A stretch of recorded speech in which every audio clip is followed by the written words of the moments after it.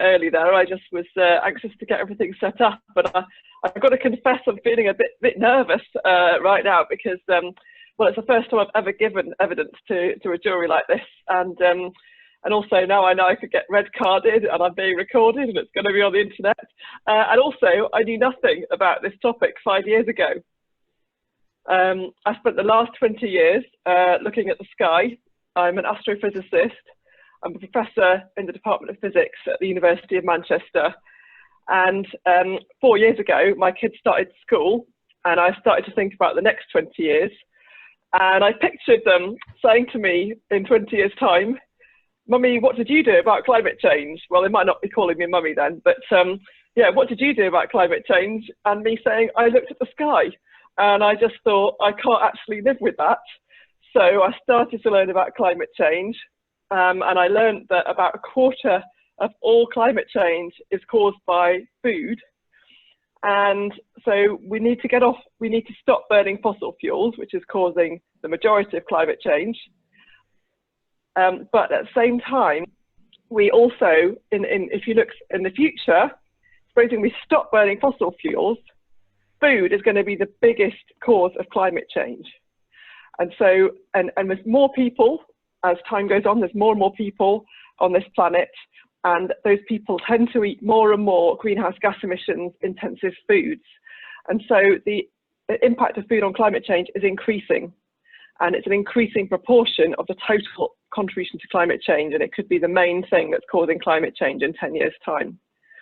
So my phone's about to tell me to switch on, switch off, and stop me kind of contacting anybody in 2 minutes. So I've just got to stop that from happening. Hold on. Downtime. Screen time. Sorry, this is not the best recording ever. Communication limits during downtime. Everyone, there we go. Okay, it's not going to boot me off. Okay, so climate change and food. Food's really, really important. It's fantastic that you're talking about this right now. And I'm just going to give you a few facts around food and climate change that you can use when you're going to, if you want to convince the city council to change. And so the good news is that different foods cause very different amounts of greenhouse gas emissions. Now that's good, because if all foods contributed about the same amount to climate change, there's nothing we can do about how food causes climate change, right? Because we've got to eat. But it turns out that, for example, and I'm going to use a little prop here, I've got a little flashcard here. You can download these from our website if you want to. But basically, if you have a piece of steak, it's going to cause the same amount of greenhouse gas emissions as driving a car for half an hour, 29 minutes. Okay, so that's putting it into the context of other things, so driving a car here. However, if you had a piece of chicken, same size, it would cause the same amount of climate change as driving a car for 6 minutes. So there's a big difference between different types of food. And if we went to something like beans here, for example, then that would cause the same amount of climate change as driving a car for 1 minute. So I want to get across that there's big differences between different types of food. And so that means that we can make a big difference to climate change by eating less of the most greenhouse gas emissions intensive foods. So the foods like beef, meat and dairy generally cause the most climate change. However, that then starts to become a very difficult conversation with the kind of people that you're going to have good chats with next week. It tends to become quite a difficult, almost like an argument between vegans on one side and farmers on the other. Everyone gets very cross, and I don't think that's very helpful. And so what I'm really interested in, I'm not so interested in how we reduced the impact on climate change from food, whether it's reducing the meat or dairy, or whether it's doing something else. Whatever we have to do, we've got to do something. But we need information, right? Have you ever seen these numbers on packets of food? Would you like to see these numbers on packets of food? Like, how can you make decisions if we don't have that information? So my interest is really in this information being available. Now, it's a bit much to look at these numbers maybe every time you choose something to eat, But what about, say, traffic lights? You have traffic lights on food for different things like sugar, for example.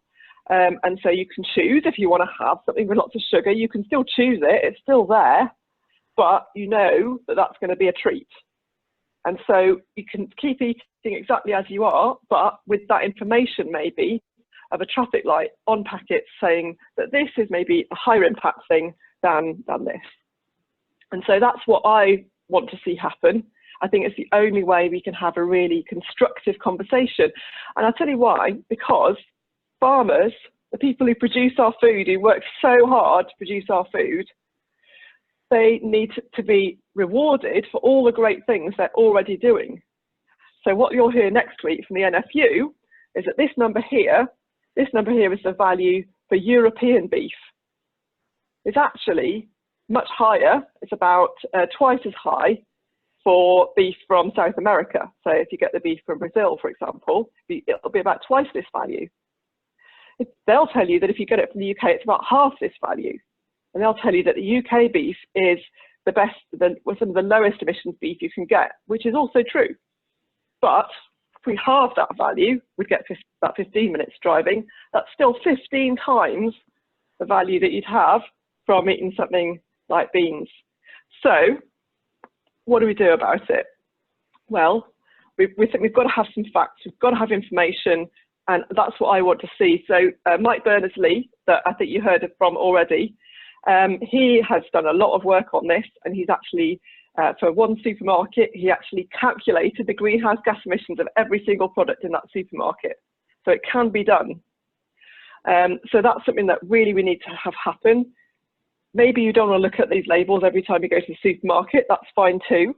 But actually, when they changed the amount of sugar that would cause a red light on packets of food, so they changed the value for the amount of sugar that was in food, that would trigger a red light on the traffic lights. And when they did that, all the companies changed the way that the amount of sugar they put in the food so that they didn't get the red light, on the red traffic light on the packets. So even if nobody looks at the traffic lights on packets, it still affects the way that people produce food. And so we can actually have an impact. We can help reward the farmers who are doing the great things by having that information about all the great things they're doing and how that affects climate change, making it all the way through to what you can see in the supermarket, what we can all see in the supermarket as consumers. You've got 2 minutes left. So I'd really like to see that happen, and I was told to come up with some ideas for changes, things that you can ask for from city councils. That's my biggest one. But not only does food contribute to climate change, but arguably food is going to be the thing that's most affected by climate change. So we've already seen in the last few months that food can be really affected by things that happen, like the pandemic. We can see that we need to have more resilience in the food system. We need to have more access to local food if there's a big problem, but also we should be eating more vegetables, a lot more vegetables than we are in this country. We've got a healthcare crisis, partly caused by what we're eating. And so one way to address that is also to have, we need to produce more vegetables, and maybe that's something that we can do locally in local regions. So maybe asking for space for allotments or community gardens, and then to the council about that as well. So I think my time's probably up, but really what I want to see is more of these numbers, because I love numbers, but maybe you want to see traffic lights. Maybe you can think of other ways that I haven't thought of about how to get this information across in a way that rewards farmers and helps us all as citizens as well. Thank you. Wonderful. Thank you very much, Sarah.